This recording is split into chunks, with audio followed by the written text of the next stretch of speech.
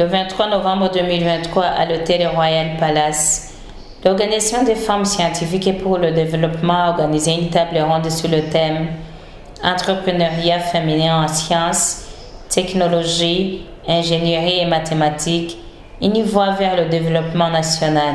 La représentante du maire de la ville de Bujumbura a souligné l'importance de cette conférence. Les femmes doivent révolutionner et bousculer les mentalités à travers des organisations bien structurées. Nul ne peut ignorer que pour arriver à un développement durable, on ne peut pas oublier la contribution que la femme des sciences apporte toujours dans la planification des activités conduisant à faire bien vivre la famille ou le pays qu'est l'homme. Nous interpellons aux jeunes filles qui ont peur de fréquenter les sections scientifiques dans les écoles secondaires et les départements des sciences, des technologies, des ingénieries dans les universités. Qu'il est temps d'ouvrir les yeux et savoir que pour s'autodévelopper, on doit fréquenter les écoles qui étaient supposées à l'histoire pour les hommes. Sachez que ivyari magera vyarageruye. Dr Menedor Karimumuryango, présidente de cette organisation, et la directrice pays de la DSIK nous ont précisé l'objectif de cette table ronde. Depuis 2019, les femmes en sciences de l'Université du Burundi et dans d'autres universités ont manifesté un intérêt considérablement accru pour une utilisation de leur talent pour impacter le pays tout en disposant d'une technologie toujours plus avancée. Cet événement constitue l'aboutissement d'un travail collectif considérable entrepris depuis janvier 2022 quand notre organisation des femmes en sciences pour le développement au Burundi fut agréée. Bien que cela soit une réalisation importante, il reste beaucoup à faire, mais nous devons rester engagés dans cette ambition commune. Il reste malgré tout un long chemin à parcourir et ce n'est qu'en agissant ensemble que nous atteignons nos objectifs fondamentaux. L'objectif n'est pas de développer l'organisation pour elle-même, mais bien au service de ses premiers bénéficiaires, les étudiantes qui commencent leur parcours en baccalauréat, master ou qui accomplissent un parcours doctoral. La mission de recherche elle-même a pour premier impact la qualité de l'enseignement dispensé à tous nos étudiants. Cette conférence constituera sans aucun doute une nouvelle et une excellente occasion pour nous tous d'échanger des informations et de points de vue sur la matière de rendre les mécanismes et le partenariat plus totalement efficaces. Je suis convaincue que vous ferez preuve de l'intérêt que connaîtra la conférence grâce à l'esprit d'ouverture et de coopération plein de succès. La célébration de cette journée vise à mettre en évidence les activités des femmes entrepreneurs en sciences et à assurer à la fois avec la communauté universitaire du Burundi la mise en œuvre réelle des objectifs de développement durable, lesquels DSIK est appelé à soutenir. L'organisation de cette conférence sur le thème « Entrepreneuriat féminin en sciences, technologies, ingénierie et mathématiques, une voie vers le développement national » nous amène à réfléchir sur le rôle crucial de l'entrepreneuriat féminin dans l'économie mondiale. Selon l'étude réalisée par la Banque mondiale, Women Key to Economic Growth, les entreprises dirigées par des femmes génèrent des revenus importants. Les conseils d'administration qui comptent des femmes enregistrent des rendements plus élevés pour les actionnaires que ceux qui n'en ont pas. Et les investissements en faveur des femmes, en particulier dans les pays en développement, génèrent des taux de rendement élevés et des avantages pour toute la famille. Différentes études ont également montré que les femmes réussissent aussi bien que les hommes à maintenir leur entreprise une fois qu'elle est établie. Quels sont les domaines privilégiés pour l'entrepreneuriat et quelles sont les stratégies de l'enseignement supérieur? Notre système d'enseignement prétend avoir de l'ambition pour toutes et tous, mais se donne-t-il le moyen de ces ambitions? Et nous, acteurs de l'enseignement supérieur, Donnons-nous les moyens de concrétiser l'objectif ambitieux de réussite des étudiantes et étudiants qui nous font confiance. Grâce à une collaboration avec toutes les parties prenantes, nous croyons que chaque étudiante qui arrive dans le supérieur arrivera avec la meilleure orientation et la meilleure préparation possible à l'université ou dans les hautes écoles. Nous allons poursuivre cet effort de collaboration, déjà à notre rythme, dans un contexte social et culturel qui nous est propre. Il n'est un secret pour personne que l'autonomisation des femmes dans le domaine de la science leur permet de réaliser leur potentiel et par conséquent constitue la meilleure garantie pour réduire la pauvreté, assurer la croissance économique et améliorer la santé et le bien-être général de nos populations. Le représentant du directeur de l'école doctorale a souligné le rôle de la femme scientifique. L'histoire retiendra que la plus ancienne université au monde a été fondée par une femme. Dans la ville d'Ophès, la femme est Fatima. Elle a été la première à fonder une université telle qu'on connaît aujourd'hui les universités.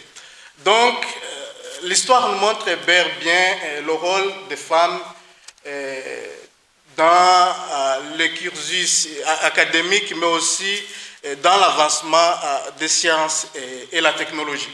La DSIK essaie de briser les barrières pour l'épanouissement des femmes entrepreneurs, a martelé la directrice pays. La DSIK, à travers ses activités relatives à l'inclusion financière, essaie de briser ces barrières en encourageant les institutions de microfinance à développer les produits et services financiers adaptés aux besoins des femmes entrepreneurs rurales et urbaines. Nous organisons également des formations en faveur des femmes et des filles entrepreneurs pour leur donner des compétences nécessaires dans la gestion de leurs entreprises et ainsi faciliter leur accès au crédit dans les institutions de microfinance. L'inclusion financière qui favorise l'accès et l'utilisation des produits et services financiers adaptés aux besoins des femmes est essentielle pour atteindre une croissance inclusive et il a été démontré que les institutions financières qui reconfigurent leurs procédures et leurs pratiques en vue de cibler de manière proactive les entreprises féminines peuvent obtenir une croissance commerciale significative. Le recteur de l'Université du Burundi présent à ces assises a vivement rendu hommage à ces initiatives de l'organisation en vue d'emboîter le pas à l'Université du Burundi dans ses nobles engagements d'inclure la fille scientifique. L'Université du Burundi a compris que le développement ne peut pas être partial. Le développement ne peut pas être partial, ne peut pas être pour les hommes et laisser les femmes derrière. Le développement ne peut pas être pour une catégorie de gens et qu'il y ait d'autres qui sont en arrière. Il faut que le développement soit inclusif et que tout le monde marche en avant, main dans la main. Mais ce développement doit être inclusif. Les hommes doivent aller avec les femmes. La femme ne peut pas être la femme, comme l'homme ne peut pas être l'homme, c'est la femme. Peut-être on va l'appeler autrement. Et donc, le développement d'une femme est aussi le développement de l'homme, est aussi le développement de la société. C'est pourquoi la direction de l'Université du Burundi a déjà commencé à réfléchir à des solutions pouvant impulser l'adoption par les jeunes femmes de filières beaucoup plus scientifiques que jadis masculines, comme les STEM.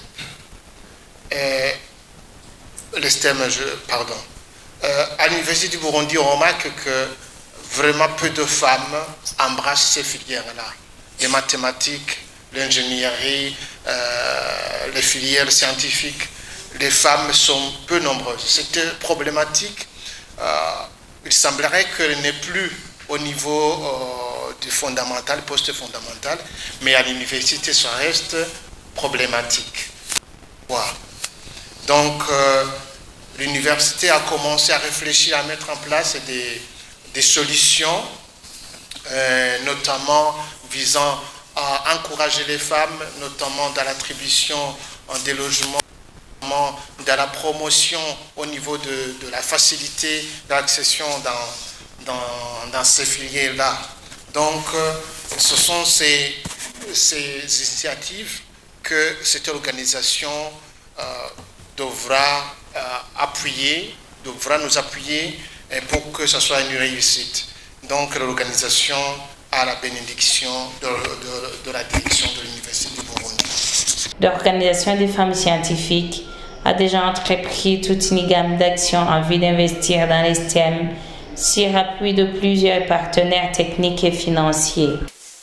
L'Organisation des femmes en sciences, c'est une organisation qui a comme objectif principal de réunir les éminentes femmes scientifiques dans le but de promouvoir leur rôle dans le processus de développement durable tout en gardant l'équilibre famille et professionnelle, vie familiale et vie professionnelle. Alors ce nouveau projet consiste d'abord au lancement de OWST Burundi, de l'Organisation des femmes en sciences pour le développement au Burundi. C'est un projet qui consiste à mettre toutes les femmes en réseau au niveau du monde entier en vue de pouvoir sensibiliser nos jeunes filles des écoles fondamentales, post-fondamentales à pouvoir investir dans le domaine de la science, technologie, ingénierie et mathématiques. La première femme qui a créé une université, c'était une femme aussi. On les explique en montrant que la première femme qui a découvert par exemple le coronavirus, c'était une femme. Donc on met tous ces exemples devant pour pouvoir les motiver, pour pouvoir les sensibiliser à s'orienter dans les filières scientifiques. Donc nous comptons organiser beaucoup de descentes de sensibilisation dans les écoles secondaires, et écoles fondamentales et post-fondamentales. Mais nous faisons face aux différents défis, à savoir le manque de moyens financiers.